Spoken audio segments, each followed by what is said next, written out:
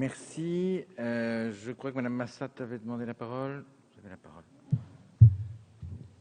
Oui, merci Monsieur le Président. Alors moi, effectivement, avant que Monsieur le Ministre ne s'exprime, je voulais revenir sur ces sujets-là puisque je les avais abordés en commission, notamment par rapport à l'anonymat.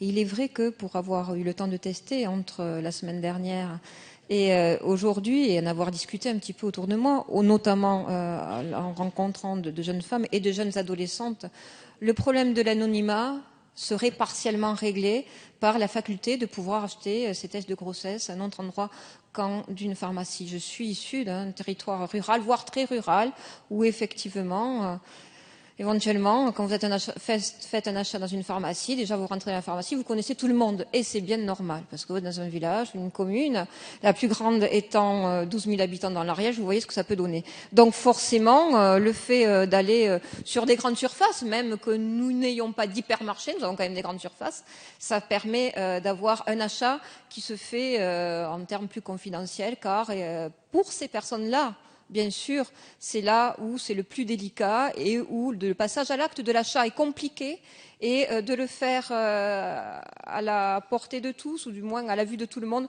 l'est encore plus s'il ne se fait pas. Je souhaiterais revenir moi aussi sur les pharmacies en milieu rural. On est confronté à des pharmacies, il est vrai, en difficulté, en situation rurale, voire très rurale, voire sur des zones de montagne. Mais vous dire que la situation des pharmacies ne se réglera pas par le monopole des tests de grossesse.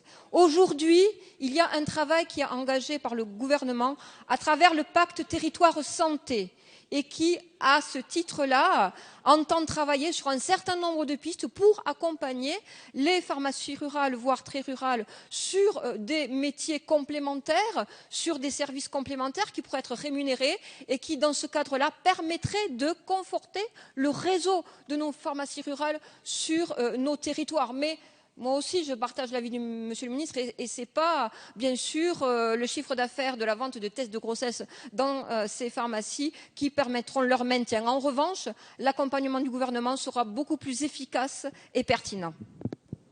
Merci.